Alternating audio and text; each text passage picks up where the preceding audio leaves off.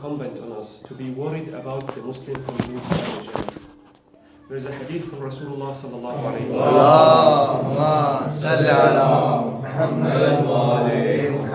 that goes along the lines of, and it was narrated by both Sunni and Shia. Whoever goes to bed not worrying about the Muslims is not one of them. So you have to be worried about the Muslim community. So inshallah ta'ala, we will encompass that in our life. And for all people who are worried about the Muslim community, especially the two who asked me to talk about Zakatul Fitrah, we give tawab of loud salawat. Allahumma salli ala Muhammad wa ali Muhammad wa ajil farajah. Zakatul Fitrah is part of zakat. And zakat is one of the furu' ad-din, the main wajibat that every Muslim have to deliver, including the most known 10 wajibat: salah, sawm, hajj, zakah, khums, amr bil ma'ruf, nahy al munkar, tawalli, tabarri, and jihad. Those 10 are, we teach them all the time, the furu' of the deen. Actually, there are so many other wajibat, but these are the most known and most important wajibat. I think there are about 250,000 wajibat. There are so many. Our ulama listed about 200 or maybe 250,000. These are the most important thing. So Zakatul Fitrah is one of zakah. Now, Zakatul Fitrah is so important that I think it was Imam Sadiq alayhi salam. Allahumma salli ala Muhammad wa ali Muhammad. Yes, it was Imam Sadiq said, "Inna min tamam as-sawm i'ta'u zakah." The completion of Sawm is to give away Zakatul Fitrah. In other words, a person who doesn't give Zakat doesn't have Sawm. So it's the completion or the perfection of your Sawm. So Zakatul Fitrah, we know, is an amount that is paid after Shahr Ramadan for the poor and the needy. As with any other wajib, it starts with the niyyah. The niyyah for zakah, and not just Zakatul Fitrah, any zakah, the niyyah is qurbatan ila Allah ta'ala, qurbat, to bring you closer to Allah. Or in other words, to adhere to Allah's order and to comply with the pleasures of Almighty Allah. Now, who gives Zakatul Fitrah? It's incumbent on every adult who is sane and has provisions for the entire year to set aside Zakatul Fitrah for himself and his dependents. Actually, I will write something on the board because every word of those is very important. We said, number one, niyyah for zakat. Fitrah is qurba. Now, who should pay?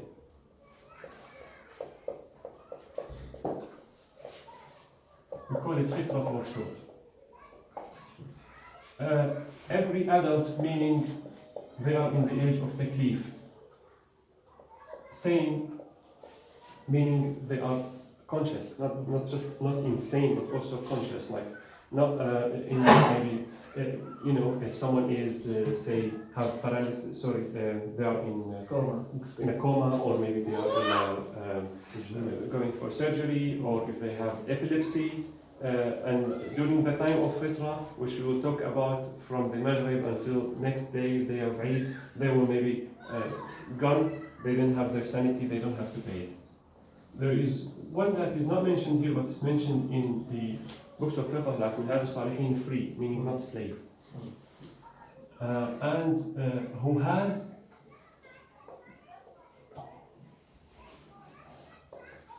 the provisions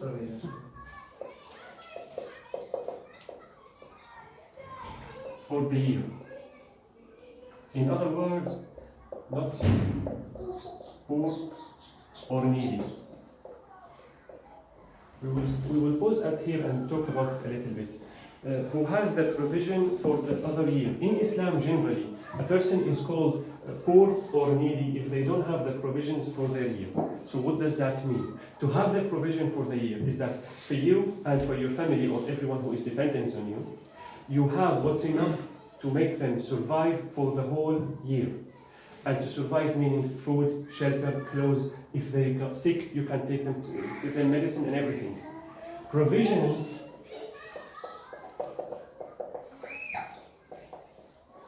for a year could come in many forms. Number one, you might have enough money, either in cash or in bank or whatever. Number two, you might have the a'yan, meaning the actual food and the clothes and medicine.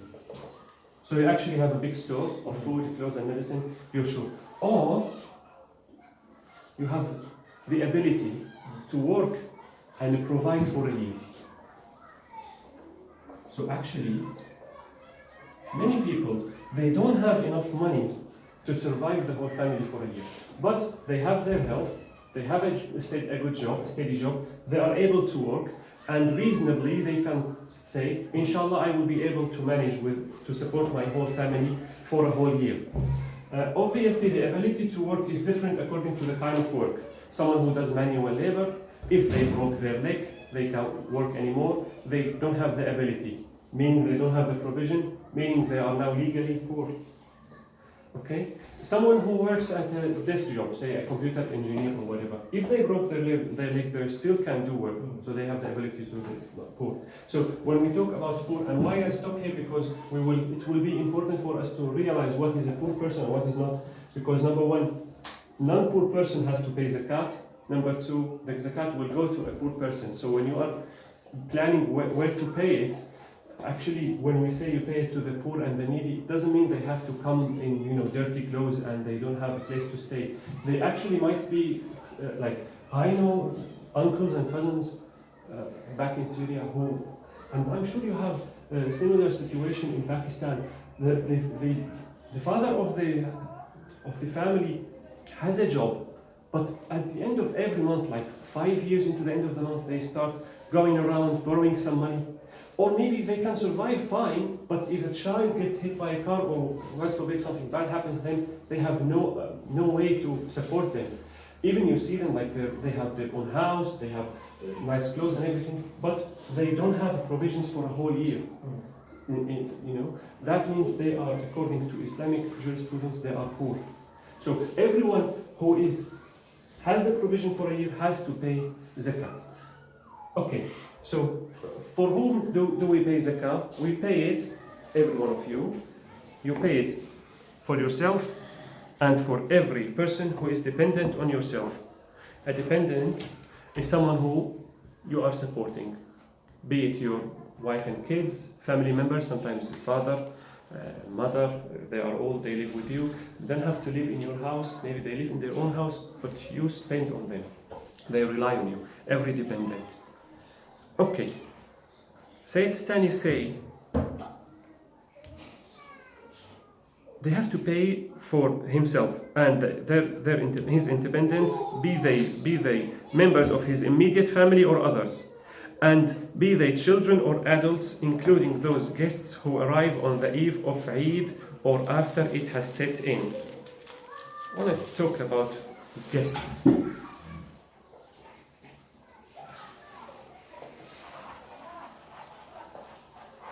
Look, we have dependents who are not guests. We have guests who are not dependents, and we have dependents and guests. So, it's important to realize the difference. Here we have dependents.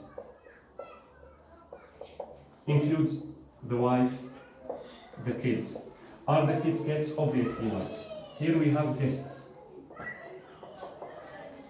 If you have someone over for iftar and they are on their way, okay, so iftar only. They are a guest. They are not dependent on you. Okay, on the night of Eid, they're not dependent on you. But if for some reason they stayed overnight, they say, look, come have iftar with us, and then you sleep at our house. Next day we wake up, we go to the mosque together or whatever, to Salatul Eid. So if they stayed overnight, these are both guests and dependents, because that night they are under your roof and they are dependent on you. Now, saying they have to be under your roof is a little bit misleading. It's actually very intuitive. If you are the one who's supporting them, then they are your dependents. If they just pass by to have dinner, they're not, even if they stayed after dinner, but they are going to go on their way. Let me give you an example of someone who is a guest and a dependent. Say someone arrived from a journey, they are travelers, okay, and they are staying in a hotel, but you are paying for the hotel. So who is actually who are they relying on? They are your dependents. You are the one supporting them. So it doesn't have to be in your house. Generally, if it's about them sleeping overnight, then it is they become dependents. For example, tomorrow I am traveling, inshallah, to Liverpool. I'm really doing that. I'm going to a friend, and I will sleep at his house tomorrow. So inshallah ta'ala, I will have iftar at his house because obviously tomorrow we have fasting and I am traveling after Zawal. I will do Salatul Zuhr and then travel, so I will fast tomorrow. So I will do iftar at his house and I will stay overnight. So when the morning of Eid, Saturday morning, arrives, I will be a dependent on him. Okay, he will be supporting me. So he will pay Zakatul Fitrah for me. Okay? So now, don't just go around and say to people, don't come to my house last night of Eid Shahr Ramadan because I don't want to pay zakat for you. Because you don't have to. Okay? You don't have to. It says even if they come before Maghrib and it was the time of Maghrib passed while they are at your house, they're not necessarily dependent on you. Okay? If they say, for example, look, there was an accident and my house is, or I had a fight with the missus and I need to stay at your house, then they become a dependent on you and then you have to pay Fitrah. And Fitrah is not a big deal, so don't just tell people not to come so you don't have to pay it. Okay. In that case, do you pay as well, or just the other person pays? No, you have to pay. So you pay and they pay as well? No, only you. Only you. If they are dependent, like your child doesn't pay. You pay for him. Your wife, she doesn't. And the guest, they don't pay. You pay for the guest. So the guest doesn't pay too? No. See, that's so what about if host, they don't know anything about these kind of rules, or if they don't pay, how do you make sure like they have paid it or not? If you stay at someone and they don't pay, You tell them. Force them to pay. the question, Because wajib. look, the taklif for you, the wajib for you is, if you are supporting yourself, you have to pay. If you are at someone else, it is their problem. It's not your problem. What happens if you pay and they don't pay? You paying is not required. So actually you're paying something that is not required. It's like doing 2 rak'ah of nafi. It's not going to harm, but they will still have to pay. Actually, no one can do wajib on behalf of another as long as they're alive. And we will come into that later. Now, you have to pay for everyone dependent, be it the wife, a kid, or be it, they say, a slave, if you have slaves, servants, be it an adult, a young, be it sane or insane, be it a Muslim or even a kafir. If you have a servant, and we have those in my country, people come from Sri Lanka, for example, they serve at the houses. We never had one, but some people have. Or if you have someone who is working for you, say a Christian, a Jew, whatever, no matter their religion, you have to pay zakat, fitrah for everyone that you support.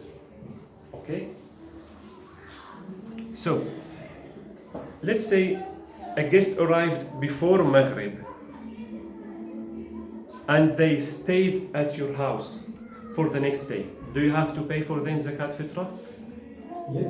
Yes. Let's say they arrived after Maghrib and they stayed. Do you have to pay zakatul fitrah? Yes. Here Sayyid Sistani says the first one is fatwa, the second is ihtiyat wujubi. Same effect, but different reasoning. Now, let's say they arrived at your house and they weren't dependent on you. Can you pay it as ihtiyat istihbabi? What is ihtiyat? precaution, mustahab precaution. What do you call it? Not obligatory precaution. The other kind of precaution, mustahab, ihtiyat istihbabi. You can pay it. In other words, you can pay it, but it's an extra. You don't have to.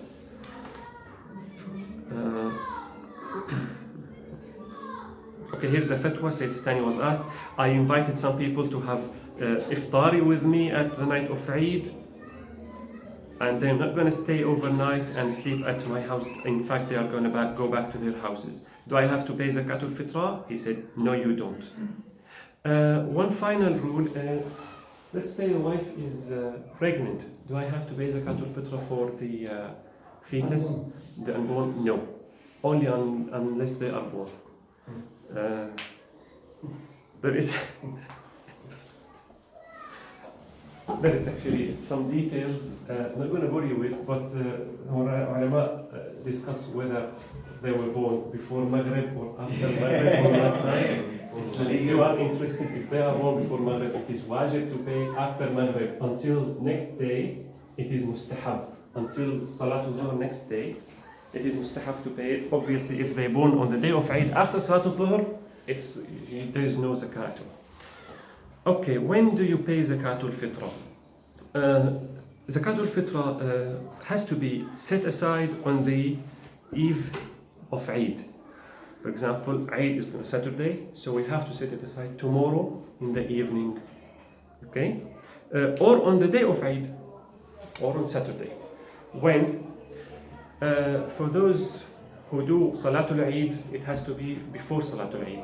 And for those who don't do Salatul Eid, it has to be set aside before Zawal or before Dhuhr prayer. Okay, so here we write it very quickly. Here we have, let's say, the 13th of Ramadan. And here we have Eid day. Okay? This is night time on the 13th of Ramadan. You have to set it aside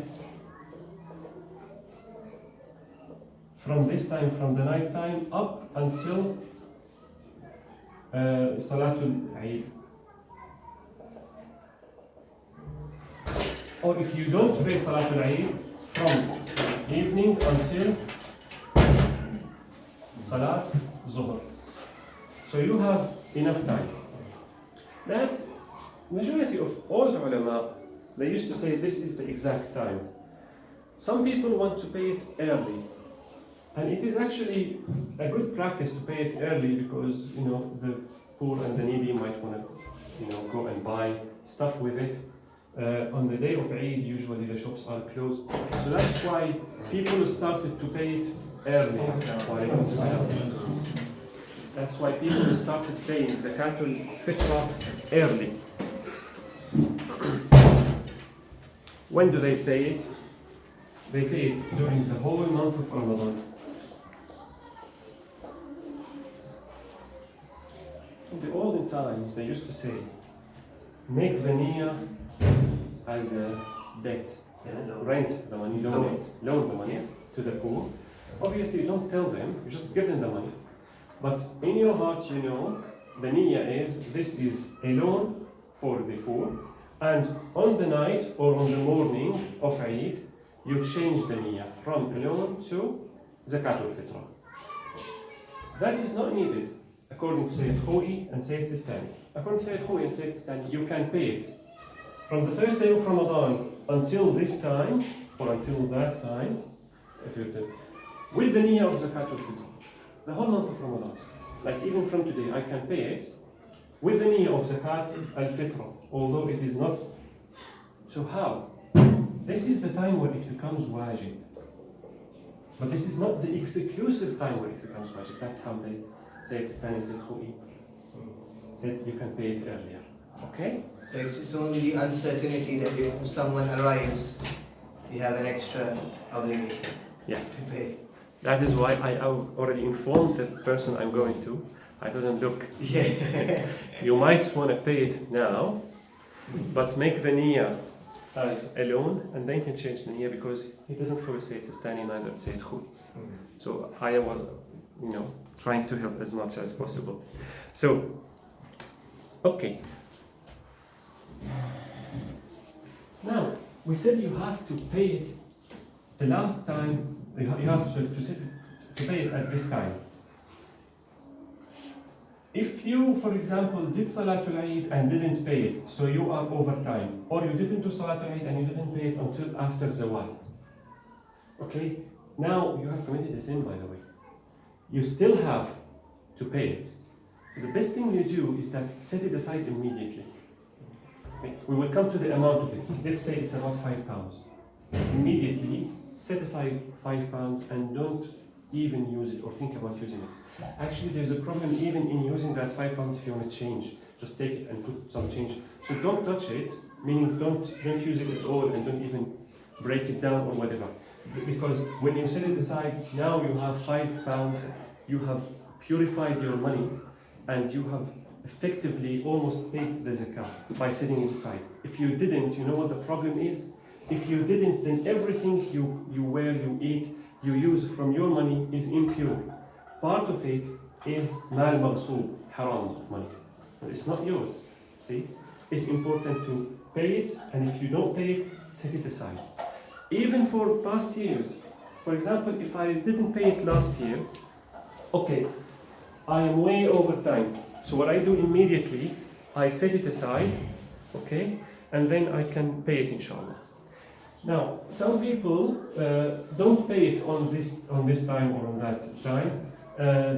They, for example, have a reason to postpone paying it, waiting for a specific person, or they know there is an event that they will pay it in that event. So there is a reason why they will postpone it. That is fine, as long as they set it aside. So you can actually, according to Sayyid Sistani, on the day of Eid in the morning, set it aside, okay, and you pay it later, 1 or 2 days later. That is not a sin. The sin is to not set it aside until the time has passed. So can you postpone it after the time? Yes, if there's a reason, if you are waiting for somebody specific, for example, they're arriving from a travel, or you are going to go over to their place to pay it for them, that's fine. Now one question. Now, like you said that you are traveling to Liverpool tomorrow.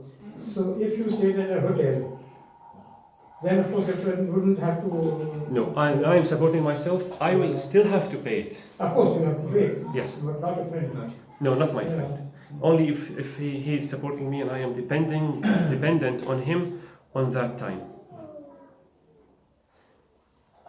And on the money, you said you have to set it aside.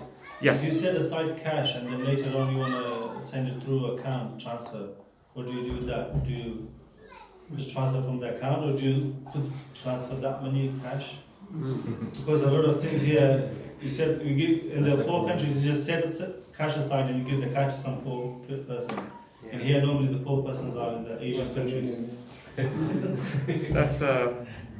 That's an interesting question. Actually, I don't have the answer, but I will write it down, and inshallah I will find the answer. So is Or you can do. I suppose it's the same, because if you took £5 out, for example, and then you just transferred £5 out of your account to someone, it's the same, isn't it? He's saying you can't change things. Okay, can you set aside in your bank, in your mind? That's what I was thinking. Virtual money. Virtual money. It's a common sense. Pakistan is already distributed also. I'm saying it's a common sense. I mean, set aside means you have to pay the £5, whether you pay from your account or from your pocket, from No, anywhere. we need to check. It's good to check, double check with So that means you have to pay for £5, isn't it? Because if you pay £5 to the person here, for example, you come to Salah and pay everybody pay £5, that person is not going to take it personally to somewhere. Yeah, of course, yeah. You have to transfer Yeah. that money into someone's account. Yeah. So it's the same thing here. And that's what we do. Nobody can take the amount of cash and go into Pakistan or Iraq or anywhere to transfer that money to the poor, needy people. That's why it's very important that you pay it early, because when you pay it early, you can pay it from the the account or whatever. But when it is late, it becomes a problem. Actually, there's a problem in paying in another country. It's better to pay it in your country, in your own community. who will come to see who receives it. They have to be mu'min. But the best way you do it is, if for example you are late, then immediately put it aside and try and find a mu'min person in your neighbor community and go and give them the cash money that you set aside. This way you are definitely on the safe side. Okay? Other rules I will have to check for you. Now, one final thing. What we said the niyyah was? The niyyah was qurba lillah ta'ala. Okay? To seek satisfaction of Allah and to adhere to Allah's rule. So when I pay it, during this time, it is adab. You know what adab means? Like when the opposite of qada. You know salah? In about an hour time we will be doing maghrib salah, adab. Okay? If you passed it, you do it qada. So if you do it here, you do it adab. What if you didn't do it and you postpone it? Or what if I had from last year or many years that accumulated? The niyyah would be qurba. Notice, it is not adab and not qada. You don't do it qada. With salah, if you miss the salah, you can do qada. But with zakah, there is a problem. You can't do it qada. So the niyyah would be more general niyyah. Neither adab nor qada. It's qurba lillah ta'ala. Okay. What is the amount of fitrah? We say you have to pay a fitrah for you and for everyone who is dependent on you. The amount of fitrah is basically 3 kilograms per each person. So if you live with a wife and 2 kids, you have to pay 3 for you, 3 for your wife, 3 for each kid. Okay? That's 12 kilograms of food. The food is, they used to write... Babies? Sorry? Babies as well? Yes, babies as well. Let me quickly recap. Everyone who is dependent on you, be them an adult or a child, be them a sane or insane, free or a slave, and be them Muslim or kafir. Everyone who is dependent on you. It happens sometimes people have servants from other faiths, you have to pay for all of them. Okay? Now, the 3 kilograms of food, what kind of food? It's basically the food that people rely on to survive in that country. Wheat, barley, rice, dates, raisins, bread, these kind of things. 3 kilograms each. The zakah is the food itself, but you can pay the equivalent amount of zakah in money. You don't have to give food, but you can actually take the food from your cupboard and give it to the needy, or you can pay the amount that is equivalent to the food you want to pay. Okay, so question. Do I have to know the food, or is it like I can just ask, what is the amount of Zakatul Fitrah this year? They say £4.80 and I pay £4.80 per each person. No, you have to know what you're paying for. It has to be, because it differs. A kilogram of rice is, I don't know, £1.65, something like that. A kilogram of dates is 12 pounds, according to last time I checked it. So it differs a lot. So you have to pay what you're paying for. You have to know sort of what you're paying for. Keep in mind, the zakah is the food or the amount of money equivalent to the food. The zakah is not the amount of money. The zakah. But it's the food that you eat. Commonly eat, generally eat, or most frequently eat. Is it? Yeah, but you know, some people, I know people, they choose food items that is expensive. It's the right choice. So they've chosen the expensive one, but they've not chosen the most frequent one. That's fine. That's fine. So it's your choice, whichever. Yes. I know a person, each year, he pays for himself an equivalent of 3 kilograms of the best dates, tamr al-majhool, which cost thousands. And for his wife and kids, he pays equivalent of 3 kilograms of rice, which is about maybe a tenth of that.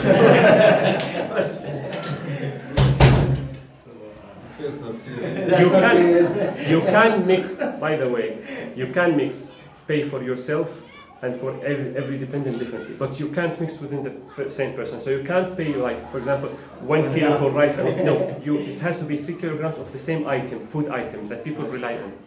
Okay, so here I checked a few days ago.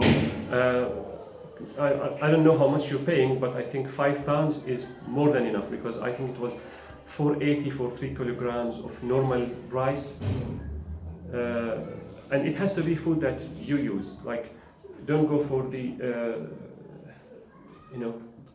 value option unless you use the value option. And you don't have to buy the extra, nice basmati unless you use it. So whatever you use normally, okay? Or the people use normally. But you can go over it. You can go over it. You can go as ihtiyat, Yeah. yes. There is something I have to say also. Sometimes you don't know exactly what item of the food, but you know that £5 would cover 3 kilograms of barley or rice. So have a general idea. It says يقصد البدلية, almost what the food item is. But what we don't want, is someone to say, look, Zakatul Fitrah is £5, and they pay £5 without realizing why. Where did the £5 come from? So you have to know it is equivalent of 3 kilograms of food. Okay, who should receive it? Anyone who receives zakah usually would receive it. Allah subhanahu wa ta'ala says in Surah At-Tawbah, إنما الصدقات للفقراء والمساكين والعاملين عليها والمؤلفة قلوبهم وفي الرقاب والغارمين وفي سبيل الله وابن السبيل فريضة من الله والله عليم حكيم. Okay, so the people who could receive Zakatul Fitrah are the people who receive zakah in general, who are 8 categories of people. First 2 categories, the poor and the needy. Okay, we said the poor and the needy is someone who doesn't have provisions for the next year, right? Okay. Those who don't have the means for a year to support themselves or members of their families and do not have work whereby they can earn a living. So they either don't have the money or they don't have a job that will cover the expenses of the family for the whole year. Okay, that is the first 2 categories. So you don't have to go to Marja Taqleed or his representative and say, here is my zakat for me and my family. You can pay it directly to the poor and the needy. Okay? The third group is Al-Amiruna alayha, is basically the officials who are assigned by Rasulullah or the Imam or Al-Marja to collect zakah. The people who work in, organizing zakah. They have a part of it. But you cannot pay them. It has to be the marja of taqlid who pays them. Okay? Let me write it down.